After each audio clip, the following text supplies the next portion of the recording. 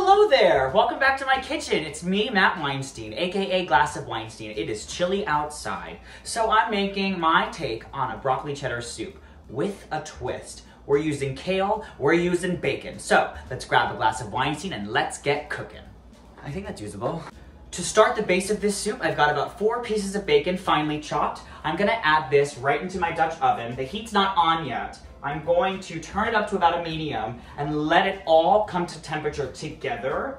Using the Dutch oven is gonna help it cook super evenly, and having it rise will help prevent it from burning too quickly. I've let my bacon render down quite a bit, so I'm gonna pull it out and leave it to the side for later. While my bacon was rendering, I prepped my onion. You can use 1 large white onion or 2 medium-sized yellow onions. I had the latter, so I'm gonna use the latter. You're gonna carefully add your onion into this pot that has all of that bacon fat in it. And let this start to cook down for a few minutes.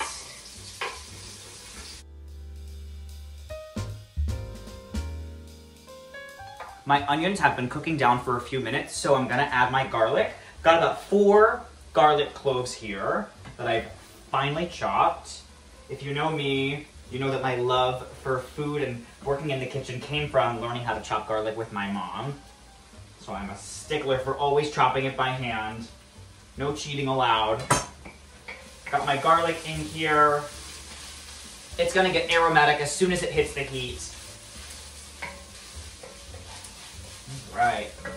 Next, I've pre-shredded all of my vegetables for this, so I've got 1.5 cups of shredded carrots. I just did it on my food processor. You can hand grate it, or I think you can even buy pre-shredded carrots as well. So I've got 1.5 cups of these.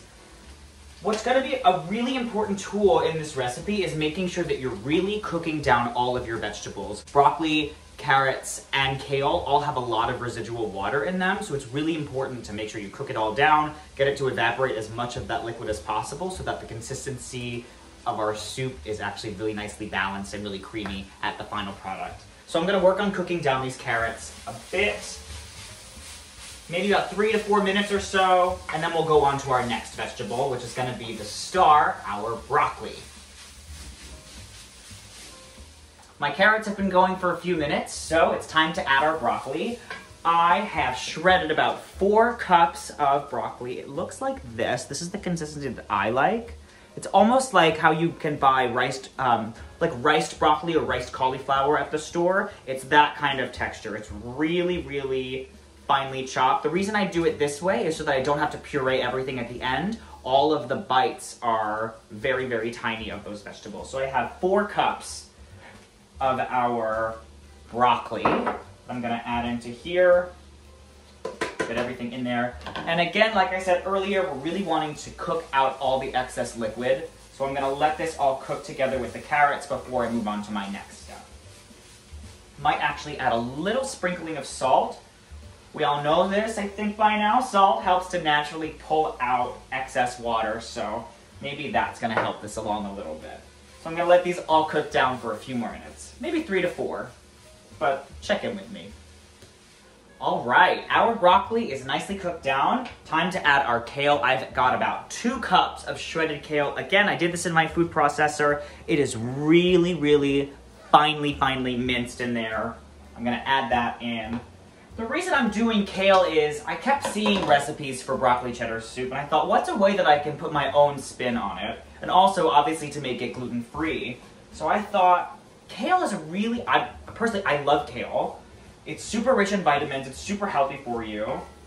So why not add a little extra green, a little more vitamins, some more goodness into this soup? I'm super excited about this. It is super, super hearty and delicious, especially in the cold seasons. And if you're someone like me with celiac, it's really hard to find a broccoli cheddar soup that's gluten-free, so move aside, Panera. Again, I'm gonna let my vegetables cook down for just a few more minutes, and then I think I'll be ready to add my gluten-free flour to this. Our vegetables are beautifully rendered down, so I'm ready to add my flour. I'm using 1/4 a cup of gluten-free flour. That's 4 tablespoons. It's 1 tablespoon for each cup of liquid. So I'm using 3 cups of stock and 1 cup of milk. So that's, again, 1/4 cup of gluten-free flour. You're gonna wanna mix this all together. It'll look a little funky at first, just because it's like, why is there flour in here? It's gonna clump up a little bit. You wanna cook down that raw flour a bit, maybe 1 minute or so. It's gonna start to congeal it together a little bit. That's fine. That's the flour doing its magic. And after this cooks down, we'll be ready to start adding our stock, and that's immediately gonna thicken this soup up. Oh my goodness, I'm so excited. You're going to want to be careful about the flour and the residual juices of the vegetables sticking together on the bottom of the pot. You don't want them to squirt, so really monitor your heat here as you're cooking down that flour. You don't want it to burn on the bottom. Okay, this looks pretty good to me. So I'm going to get started adding my liquid. So starting with our first round of 2 cups of broth. You can use chicken, vegetable, whatever kind of broth or stock you prefer. I'm gonna add my 1/3 here. I'm using chicken stock for this because it's what I had on hand, but again, you can feel free to use vegetable if you're a vegetarian, if you're not doing the bacon in the beginning. Great. So I've got my 3 cups of broth in here, and then in the milk goes. And you're gonna want this to cook together for a few minutes so it can really thicken together. I'm actually going to keep this on a sort of lower heat and cover it for a few minutes so it can all start to simmer and cook together. And we'll check on that in a little bit. And just like that, it's time for our final step. I've been letting the soup all simmer together for a few minutes. I'm gonna pop this lid off, give it a quick little stir just to see how we're doing. Yeah, beautiful. It's coming together so nice. It's really thickened up nicely. And now time for arguably the best part, which is the cheddar in our kale broccoli cheddar soup. I've got 2 heaping cups of extra sharp yellow cheddar. I like using extra sharp cheese kind of all the time. I feel like if we're gonna use a cheddar and it's not extra sharp, it's not really worth it. That's just me, that's my preference. So I'm gonna fold this cheese into our soup. This is gonna get it so cheesy, so creamy. I just love that bite of the extra sharp cheddar. It's really gonna tie this all together in such a nice way.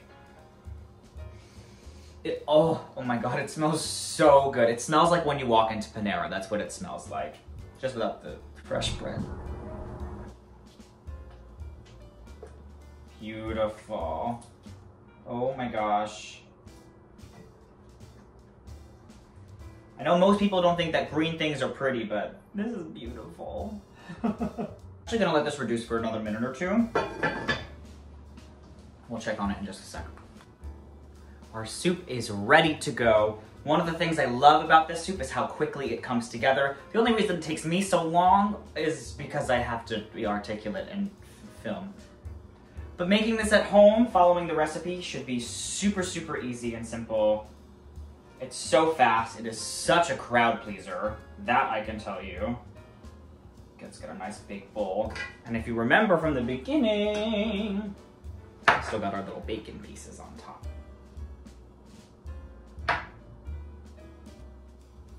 Thank you so much for joining me in the kitchen today, my friends. Until next time, enjoy.